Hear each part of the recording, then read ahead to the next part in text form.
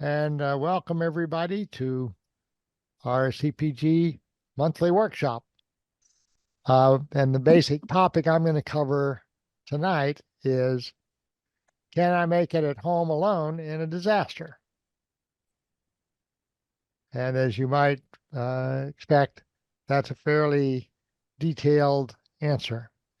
And that's related to how do you manage a disaster? And that will vary, again, depending a great deal on what kind of disaster we're talking about and what kind of situation you find yourself in. One of the things that I have been doing is spending a lot of time researching the different types of situations that we find ourselves in on this planet and how they might evolve from here and how we might need to respond and all that. One of the books I'm currently studying is an interesting book that was referred to me by Rick Smith. It's called The End of the World is Just the Beginning. And very fascinating book, but I recommend it if anybody wants to have a fascinating read. The End of the World is Just the Beginning by Peter Zeihan. So moving right along here, I want to cover bugging in, some of the dangers involved in that, and when to leave. So by now you've learned many things to be prepared. You know how to handle things for an emergency. You got a bunch of stuff. If there's anybody that doesn't yet, well, it's a good time to start. That includes having surprise and security for yourself, your family, your household for a period of time. But how long a time should that be? And that is a key question. In most urban areas, the urban area is not likely to stay stable in a disaster situation for very long, a few days, something of that nature. And Clearwater will be fairly unique. LA will also be quite unique. But basically, one should be prepared to stay for a considerable length of time in your home, and also prepared to bug out of your home rather rapidly as that may be appropriate. So there may come a time when you have to leave your home or when you need help from others to protect yourself and your home. And kind of overstaying without adequate support can have bad results. The basic principle here is in a deteriorating situation, and we're here not trying to mock up things, but we're here trying to envision things that could happen and work out optimum solutions for those things so we don't end up in a problem, and so that we can act quickly, confront what's there without sitting there and being paralyzed in fear, as will be the case with a lot of people.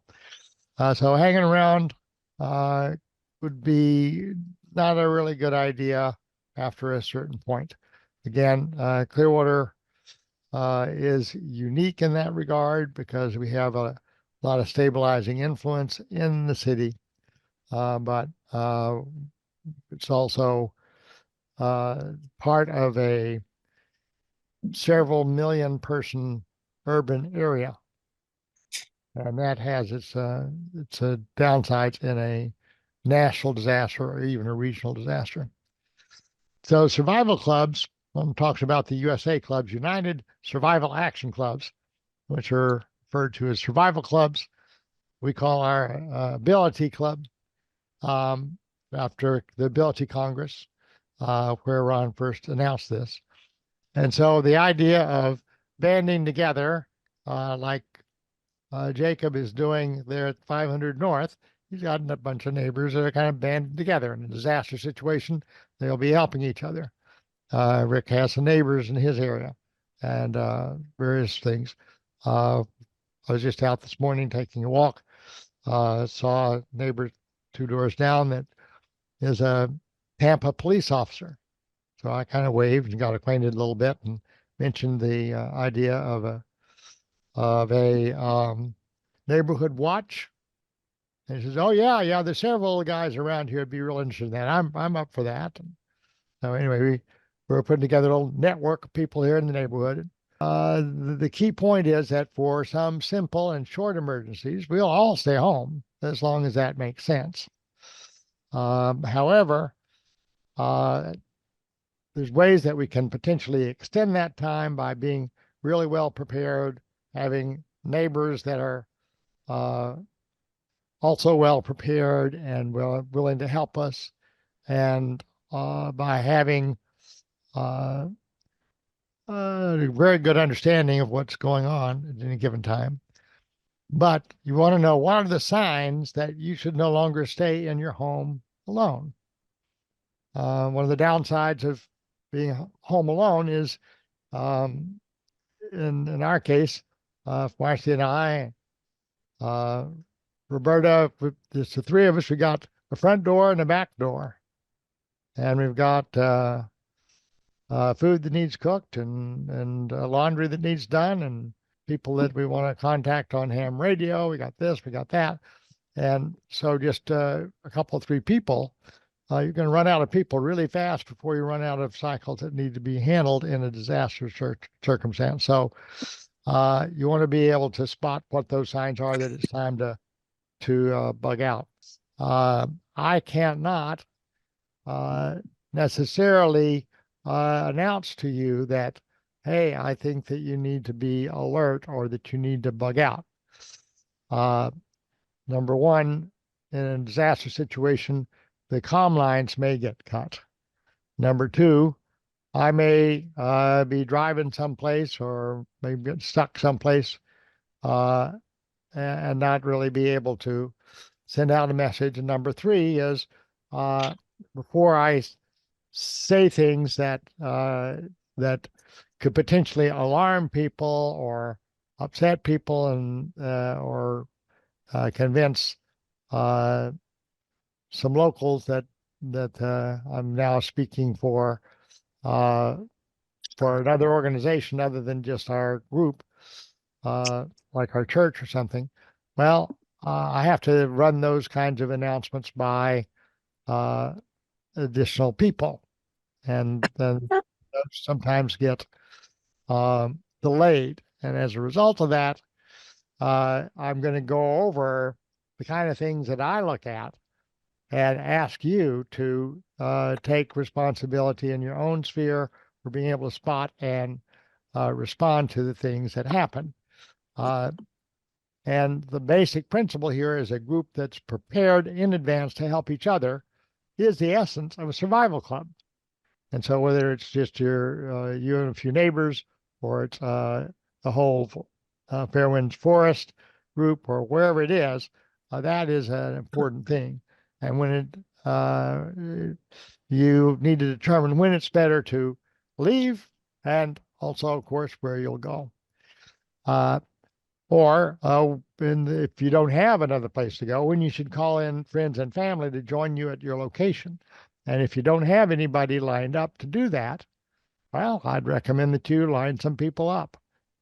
If you don't have, I mean, if you do have some people that could do that, but you're going to potentially be running off to the forest or another bug out location, it's still not a bad idea to leave your home in the hands of friends who will help defend it and utilize the materials and the survival gear that you have made available there. So the first thing here is I'm going to be going over points that are mostly taken from the DYIprepper.com. He says that knowing when to bug out and doing it properly could save your life and the lives of those that you love. Although there is some debate about when to bug out, there are some situations when you definitely should. These include natural disasters, your home being at risk of being overrun, running out of supplies, and any other situation where you can't stay where you are and remain safe. So before you can recognize the signs that bugging out may be necessary, you must have a good situational awareness. And that comes by staying alert, particularly when you see outpoints. This is just part of the whole data series way of thinking is as soon as you see some outpoints, you need to become very alert.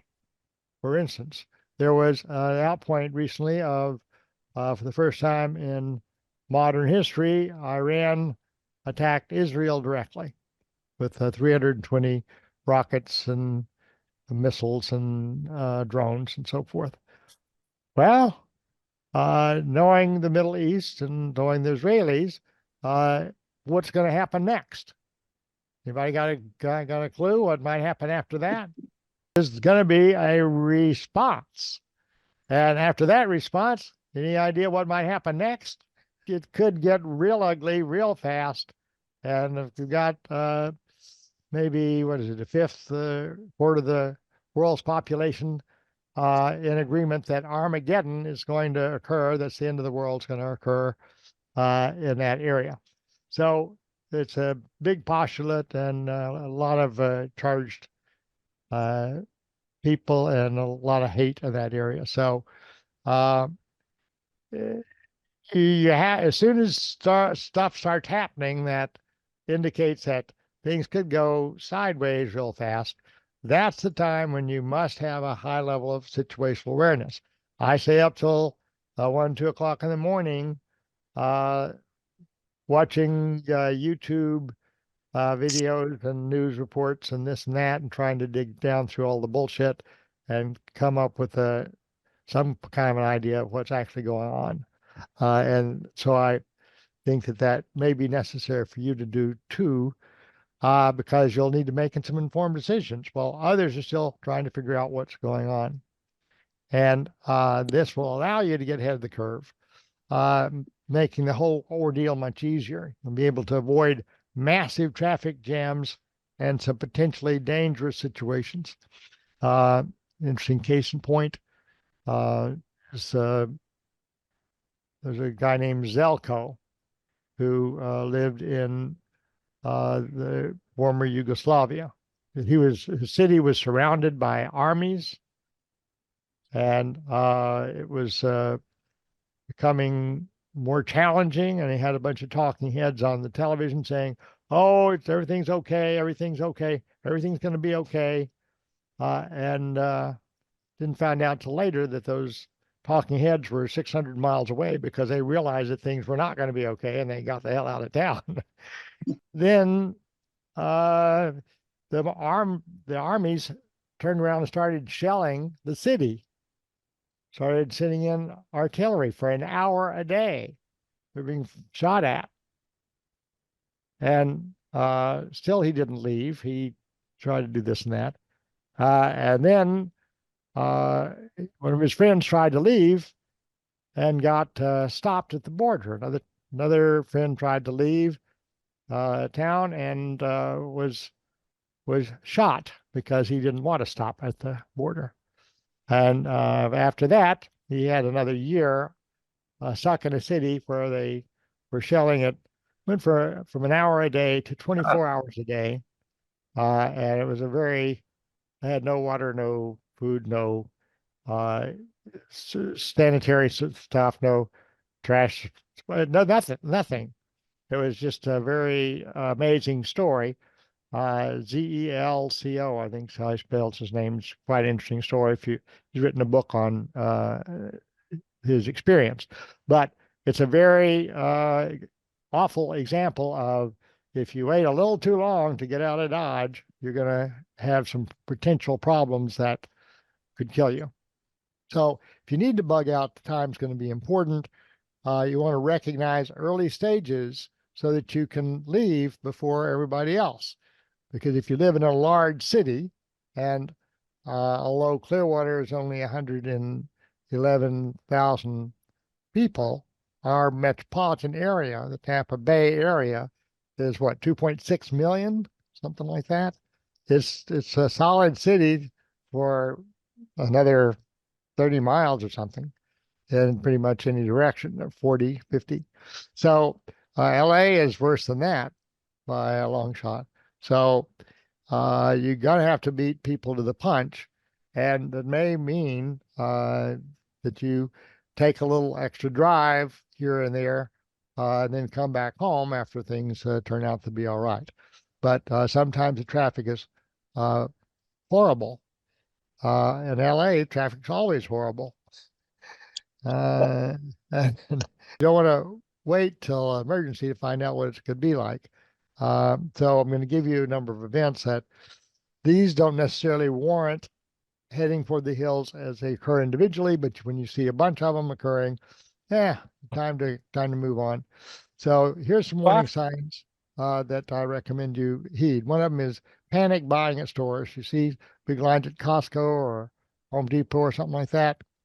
Uh, be alert. They'll go in and buy up lots of stuff. Hurricane coming or something like that.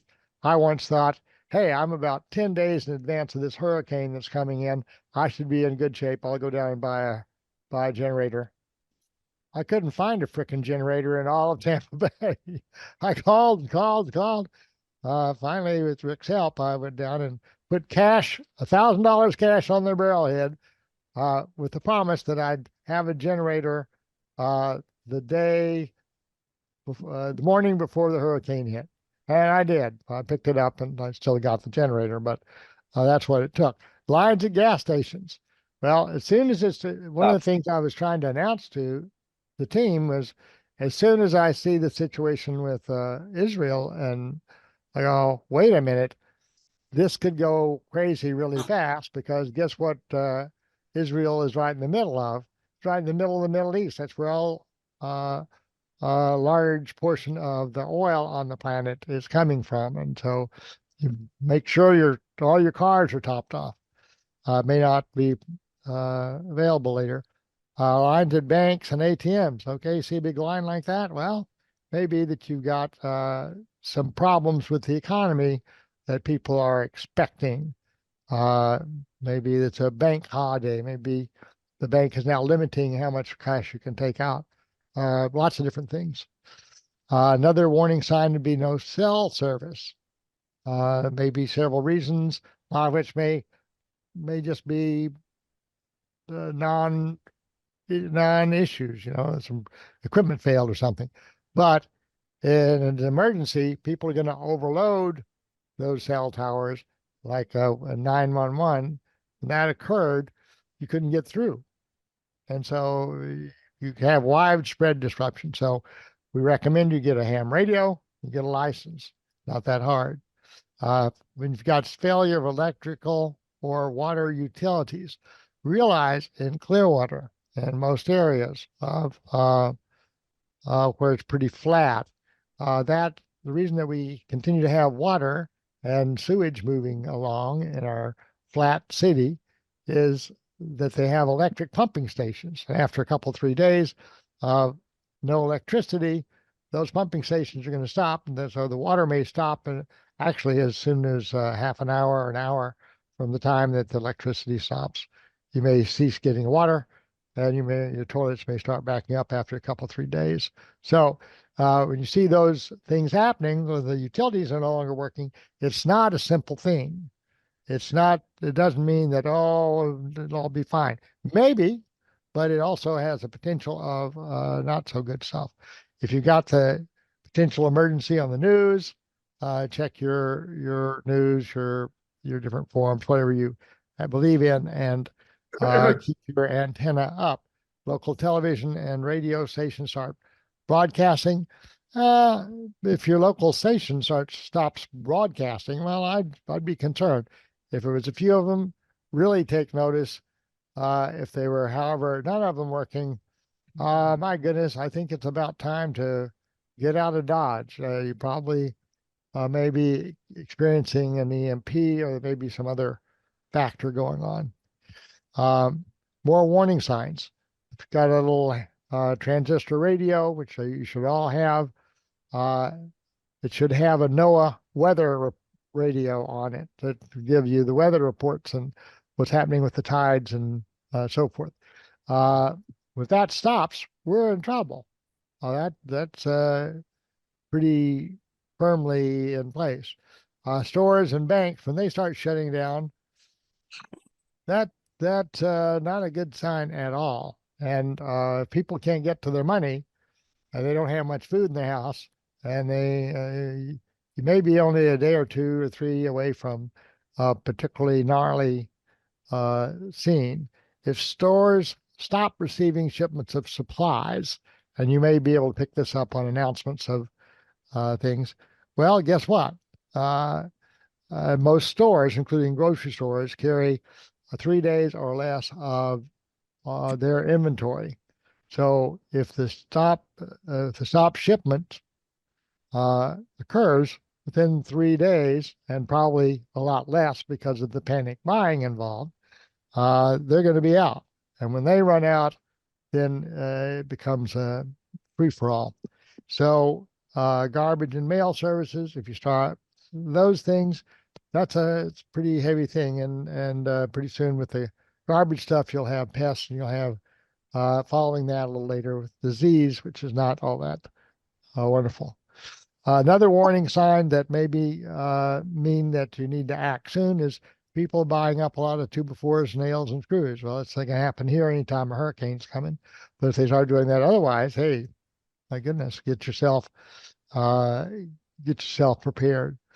Now, there's another kind of thing that happens in the news that you'll notice, and that is when ambassadors are called home and top leadership disappears. So, like, example was last November, South Africa recalled their ambassadors from Israel due to the war situation. And there have been a number of French ambassadors expelled from former French colonies in Africa. So when you see that kind of stuff happening, that's going to mean some changes, and it could mean that you may need to take some steps to protect yourself. If you see a lot of unusual police or military activity in your area, heads up.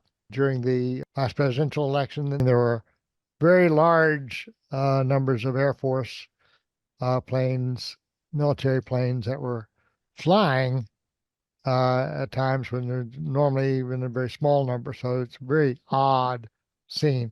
Just means very much heads up. All those things that I've gone over so far could mean you need to do something. The ones I'm going to hit next mean you definitely need to do something. And first one of those is you're ordered to leave. And here's a tip. If somebody has to tell you from the government, has to come by and tell you to leave, flunk on you. You should, you're asleep. Come on. Don't let that happen. You should be well in advance of what the bureaucrats are saying. If they tell you to leave you and say evacuate, well, they're realizing that the damage done by shutting down the economy and so forth is going to be less than the risk to human life if you stick around. And most of you are aware that in horrific hurricanes and disasters and things like that, most of the people who die are people who were ordered to leave and did not do so. So they said, "Oh, I'm going to stay here. My home is fine," and find their bones later. So whatever the cause might be, take heed. Hazmat incident. You got a bunch of ammonia loose in the city. You got this or that. Well, maybe it's a good time to take a little vacation, stretch your legs, and get out. We have to have those kinds of chemicals, but there are some dangers, and we have to be aware of them. Natural disaster. Oddly enough, if there's a tornado headed your direction, I've actually lived through a tornado. Lived through some couple of hurricanes. Rick's lived through what, 6 hurricanes, Rick? Something like that. So yeah, we can live through these natural disasters, but it's also there's some that a very good idea, like wildfires and severe flooding, that once they reach you, it's like there's nothing you can do to protect yourself from them. So regardless of how how good your shelter is, it's a good idea to get out of the way of those kinds of things. So another thing is riots. For the most part, if you got riots in an area, it's a good idea not to be in that area or be as far away as you can. Uh, One of the things, however, that may be different is in a disaster situation where uh, food, the population of the whole area is running out of food. The grocery stores are not helping much and all that. That would be a very important time to get away from any population center and move on. You got a local disease that's hitting, COVID as an example of it. Well, probably a good idea to avoid that if you can. Another thing that is a real must is transportation. We have so much transportation that we rely on, including the ships, including aircraft and vehicles, trucks, so forth. When these stop, that is the breathing of the civilization. As soon as the civilization stops breathing, then you're going to have some problems that are not far behind that. And so you better not be in the major metropolitan areas when that runs down. Last thing, or one of the last things here, is just if you're almost out of supplies, well, that's not the time to kind of sit around and hope. That's the time to get out and make some changes. So that's what I recommend that you do. Uh, Last couple of things. If you think martial law is about to be declared, well, that'd be a good idea to bug out. Uh, and the police start coming in more militarized.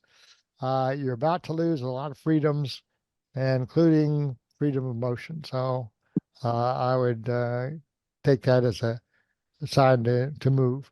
And the one of the technologies that are used by law enforcement is the roadblock. So as those go up, there's not very many roads out of this place. And certainly in LA, there's not very many roads that actually lead out of LA. And those are going to get jammed very, very rapidly and probably blocked. So as soon as your home is no longer defensible, it's been damaged by whatever thing, and tree falling on it, anything else, okay, well, then bugging out would be necessary.